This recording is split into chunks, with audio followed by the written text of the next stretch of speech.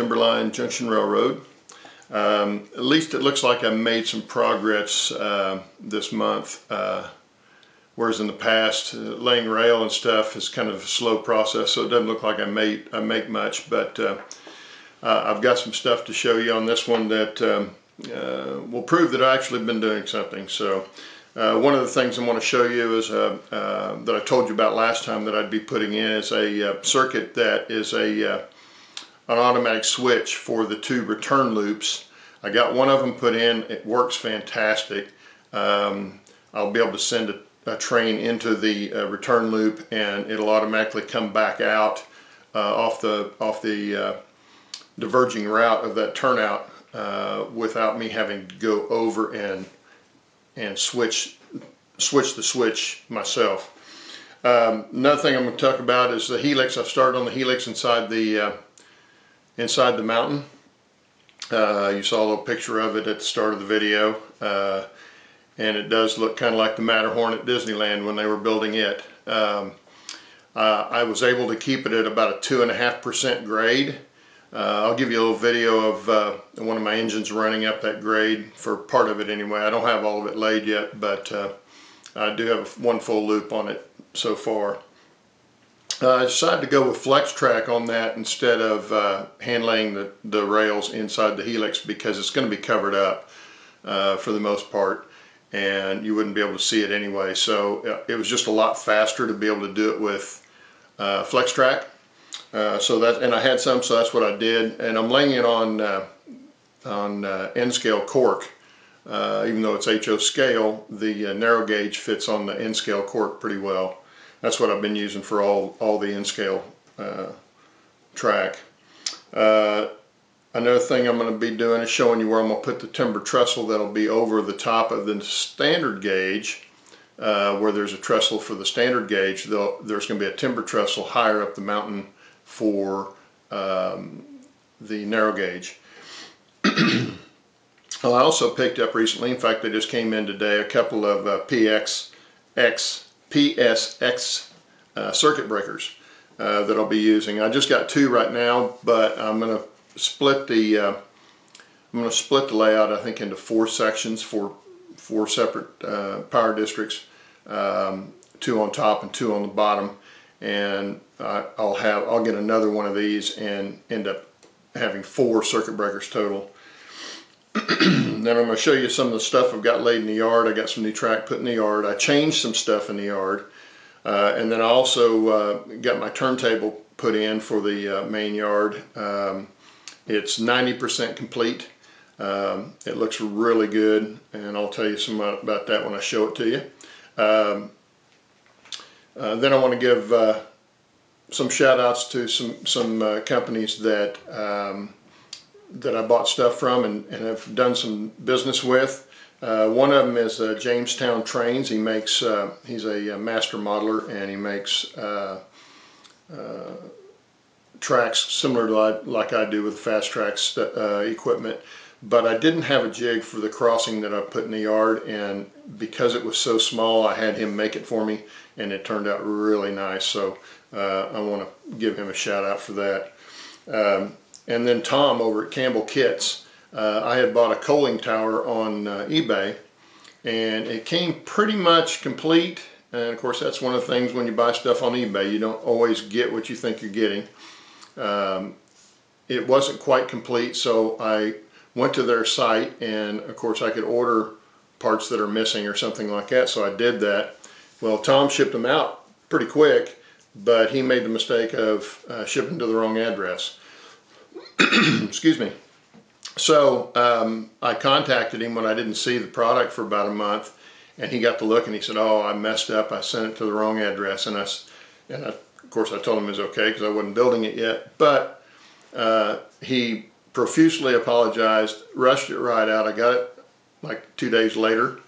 I got the stuff 2 days later, and he actually added a small kit in there as an apology.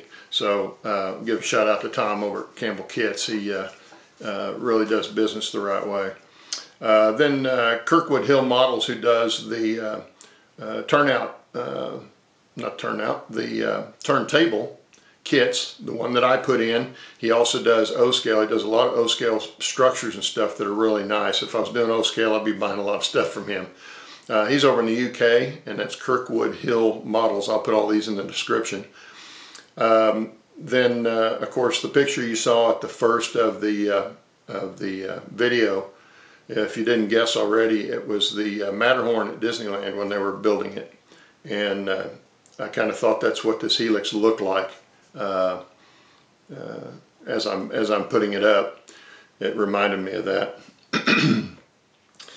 And anyway, I will stop talking to you now on the camera and show you the layout. Okay, this is the automatic turnout control that will switch the main line to the branch line on the return loops. As you can see in the diagram, you come in from this direction and it'll go around the return loop, and on my setup this would be the return line on that. So when it crosses this second sensor right here, it changes your turnout so that you don't derail. In real life this would be a spring switch, but in models the trains aren't heavy enough, so you need to turn the turnout, align it with the main line again. So it aligns with the main line, then 2 seconds after passing the first sensor, after the train passes all the way by, then it will automatically go back to the main line, and it works really, really well. So I'll show you here where I put it in and kind of what it looks like on one of the sensors.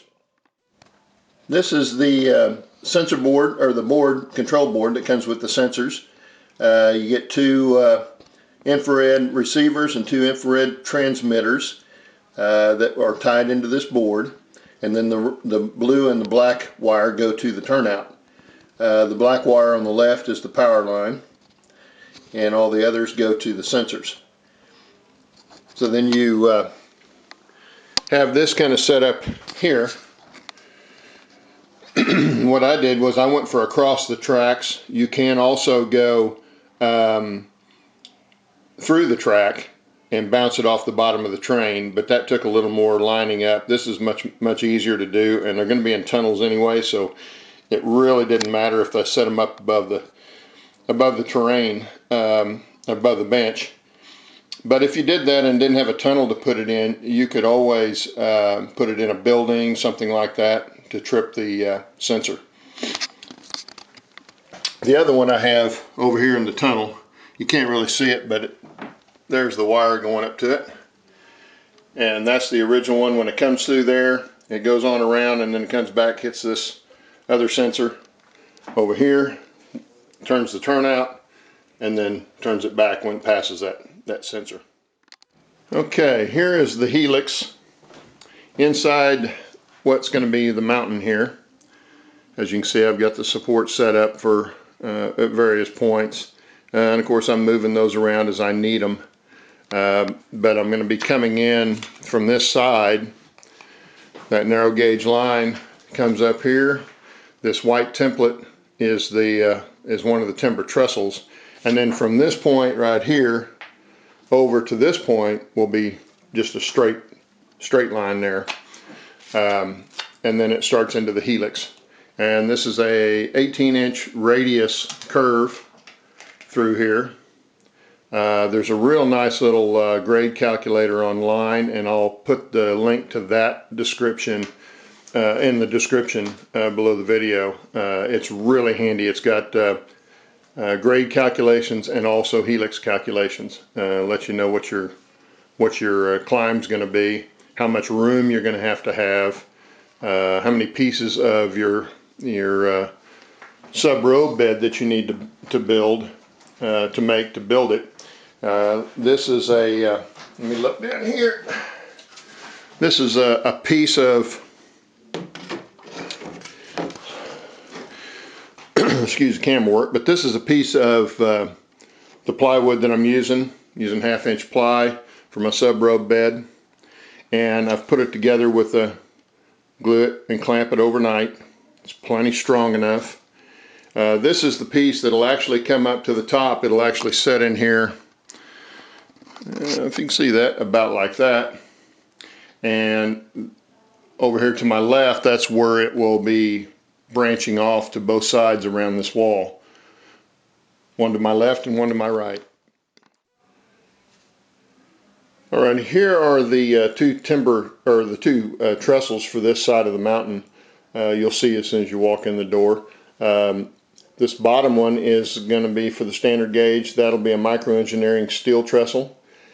Then above that, on the second loop of the helix, coming off the second loop of the helix, will be a timber trestle for the narrow gauge. This will be in the same little ravine as the standard gauge, and it comes on around, and it'll come back through a portal about this point and back into the mountain. I told you I use flex track for this just because it's going to be covered and you're not going to see it, and it's a lot faster to put down than hand spiking. To lay this, I just got the micro-engineering flex track to lay in the curve that I wanted. Then I laid some Type Bond 3 right down between the rails and clamped it overnight and let it dry, and works really, really well. Now, you would never be able to pull that back up without just scraping it up. You'd probably tear it up getting it up. But if I ever take this up, it's because the whole layout's coming down. These are the DCC Specialties PSX circuit breakers. Mine's a -2 because there's two of them in this. This is they're linked together or put on the same board, two of them. But I will end up putting another pair in to do one for the top of the layout, one for the bottom of the layout. But I went with these over the Digitrax product because the Digitrax product didn't want to run off of two separate, as far as I could tell, didn't want to run off of two separate inputs. And I've got a booster for the top part of the railroad and the regular command station for the bottom side, so I wasn't sure I could get that to work properly. And these were probably cheaper by the time I bought the other stuff that I was going to need for the Digitrax product. So I went with these, got a good price on them from modelrailroadsupply.com, and I'll be putting those in a little bit later date. This is one of the galloping geese that I have. It's a Concord model. Both of the ones I have are Concord models, the Wayne Bus type.